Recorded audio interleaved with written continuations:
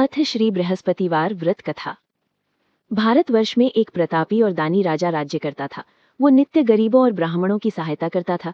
ये बात उसकी रानी को अच्छी नहीं लगती थी। वो ना ही गरीबों को दान देती, ना ही भगवान का पूजन करती थी, और राजा को भी दान देने से मना किया करती थी। एक दिन राजा शिकार खेलने वन को गए हुए थे, तो रानी महल में अकेली थी। उसी समय बृहस्पति देव साधु वेश में राजा के महल में भिक्षा के लिए गए और भिक्षा मांगी। रानी ने भिक्षा देने से इनकार किया और कहा, हे साधु महाराज, मैं तो दान पुण्य से तंग आ गई हूँ। मेरा पति सारा धन लुटाते रहते हैं। मेरी इच्छा है कि हमारा धन नष्ट हो जाए, फिर न रहेगा बांस, न बजेगी बांसुरी। साधु ने कहा, देवी, तुम तो बड़ी विचित्र हो। धन संतान तो सभी चाहते हैं, पुत्र और लक्ष्मी तो पापी के घर भी होने चाहिए।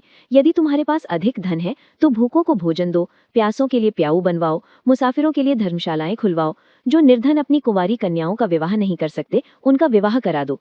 ऐसे और कई काम हैं जिनके करने से तुम्हारा यश लोक परलोक में फैलेगा। परंतु रानी पर उपदेश का कोई प्रभाव न पड़ा। वो बोली, महाराज, आप मुझे कुछ न समझाएं। मैं ऐसा धन नहीं चाहती जो हर जगह बांटती फिरूं। साधु ने उत्तर दिया, यदि तुम्हारी ऐसी ही इच्छा है तो तथास्तु। तुम ऐसा करना कि बृहस्पतिवार को घर लीपकर पीली मिट्टी से अपना सिर धोकर स्नान करना, भट्टी चढ़ाकर कपड़े धोना। ऐसा करने से आपका सारा धन नष्ट हो जाएगा। इतना कहकर वो साधु महाराज वहां से आलोप हो गए। साधु के अनुसार कही बातों को पूरा करते हुए रानी को केवल 3 बृहस्पतिवार ही बीते थे कि उसकी समस्त धन संपत्ति नष्ट हो गई। भोजन के लिए राजा का परिवार तरसने लगा। तब एक दिन राजा ने रानी से बोला कि हे रानी, तुम यहीं रहो, मैं दूसरे देश को जाता हूँ। क्योंकि यहाँ पर सभी लोग मुझे जानते हैं, इसलिए मैं कोई छोटा कार्य नहीं कर सकता।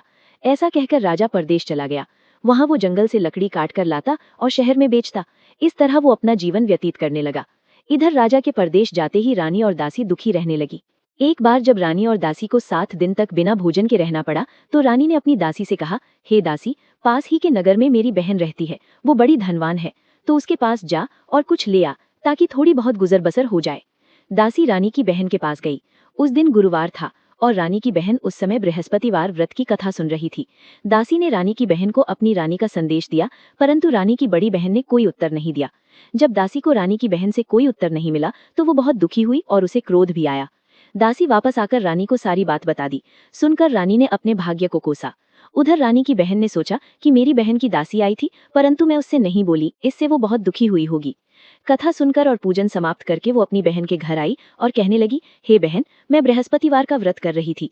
तुम्हारी दासी मेरे घर आई थी, परंतु जब तक कथा होती है तब तक न तो उठते हैं और न ही बोलते हैं, इसलिए मैं नहीं बोली। कहूँ दासी क्यों गई थी? रानी बोली, बहन, तुमसे क्या छिपाऊं, हमारे घर में खाने तक को अनाज नहीं था। ऐसा कहते कहते रानी की आंखें भर आईं। उसने दासी समेत पिछले 7 दिनों से भूखे रहने तक की बात अपनी बहन को विस्तार पूर्वक सुना दी। रानी की बहन बोली, देखो बहन, भगवान बृहस्पति देव सबकी मनोकामना को पूर्ण करते हैं। देखो, शायद तुम्हारे घर में अनाज रखा हो। पहले तो रानी को विश्वास नहीं हुआ, पर बहन के आग्रह करने पर उसने अपनी दासी को अंदर भेजा तो उसे सचमुच अनाज से भरा एक घड़ा मिल गया। ये देखकर दासी को बड़ी हैरानी हुई। दासी रानी से कहने लगी, हे रानी, जब हमको भोजन नहीं मिलता तो हम व्रत ही तो करते हैं, इसलिए क्यों ना इनसे व्रत और कथा की विधि पूछ ली जाए, ताकि हम भी व्रत कर सके। तब रानी ने अपनी बहन से बृहस्पतिवार व्रत के बारे में पूछा।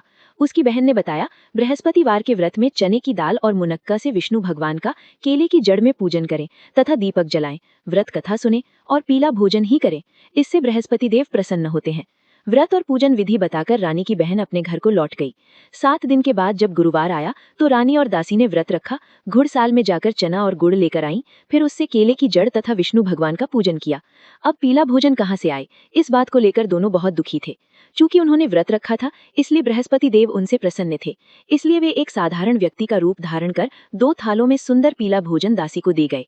भोजन पाकर दासी प्रसन्न हुई और फिर रानी के साथ मिलकर भोजन ग्रहण किया। उसके बाद वे सभी गुरुवार को व्रत और पूजन करने लगी। बृहस्पति देव की कृपा से उनके पास फिर से धन संपत्ति आ गई, परंतु रानी फिर से पहले की तरह आलस्य करने लगी। तब दासी बोली, देखो रानी, तुम पहले भी इस प्रकार आलस्य करती थी, तुम्हें धन रखने में कष्ट होता था, इस कारण सभी धन नष्ट हो गया, और अब जब भगवान बृहस्पति की कृपा से धन मिला है तो तुम्हें फिर से आलस्य होता है। रानी को समझाते हुए दासी कहती है कि बड़ी मुसीबतों के बाद हमने ये धन पाया है, इसलिए हमें दान पुण्य करना चाहिए, भूखे मनुष्यों को भोजन कराना चाहिए और धन को शुभ कार्यों में खर्च करना चाहिए, जिससे तुम्हारे कुल का यश बढ़ेगा, स्वर्ग की प्राप्ति होगी और पितृ प्रसन्न होंगे। दासी की बात मानकर रानी अपना धन शुभ कार्यों में खर्च करने लगी, जिससे पूरे नगर में उसका यश फैलने लगा। एक दिन राजा दुखी होकर जंगल में एक पेड़ के नीचे आसन जमाकर बैठ गया। वो अपनी दशा को याद करके व्याकुल होने लगा। बृहस्पतिवार का दिन था। एकाएक उसने देखा कि निर्जन वन में एक साधु प्रकट हुए। वो साधु वेश में स्वयं बृहस्पति देव थे। लकड़हारे के सामने आकर बोले, हे लकड़हारे, इस सुनसान जंगल में तू चिंतामग्न क्यों बैठा है? लकड़हारे ने दोनों हाथ जोड़कर प्रणाम किया और उत्तर दिया, हे महात्मा जी, आप सब कुछ जानते हैं, मैं क्या कहूँ? ये कहकर रोने लगा और साधु को अपनी आत्मकथा सुनाई।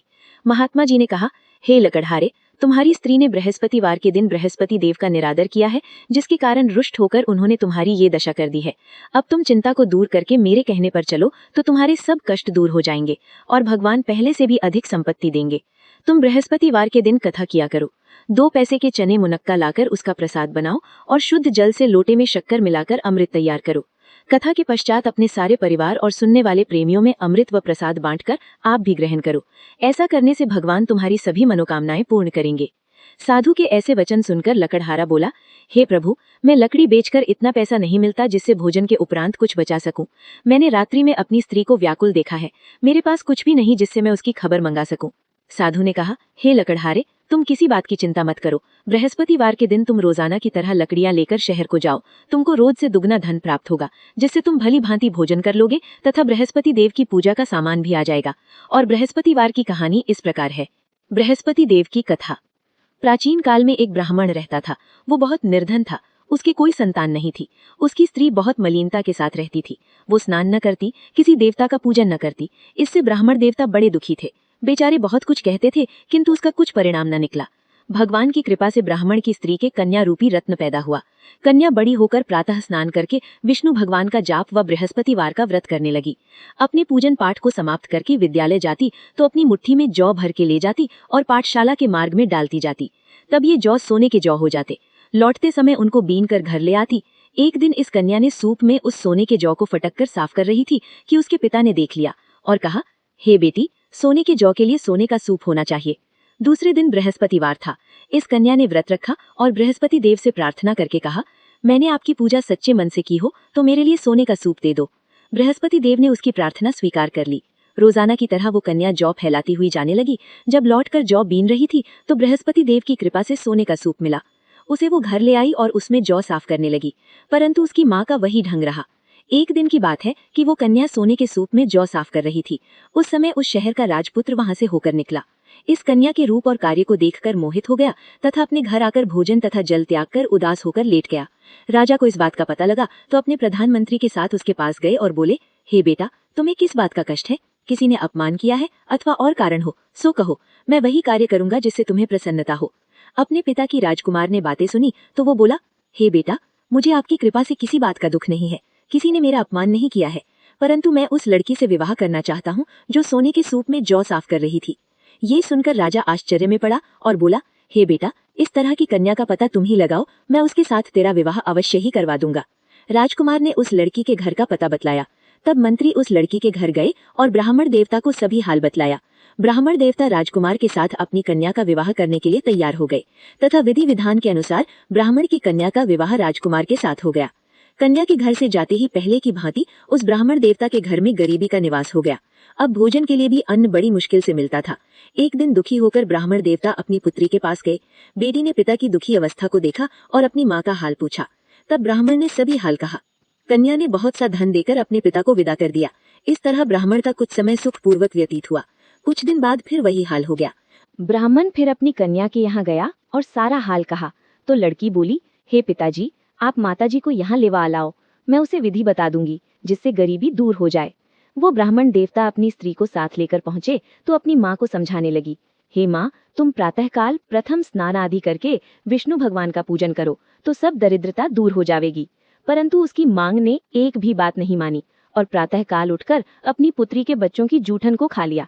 इससे उसकी पुत्री को भी बहुत गुस्सा आया और एक रात को कोठरी से सभी सामान निकाल दिया और अपनी माँ को उसमें बंद कर दिया। प्रातःकाल उसे निकाला तथा स्नान आदि करा के पाठ करवाया तो उसकी माँ की बुद्धि ठीक हो गई और फिर प्रत्येक बृहस्पतिवार को व्रत रखने लगी।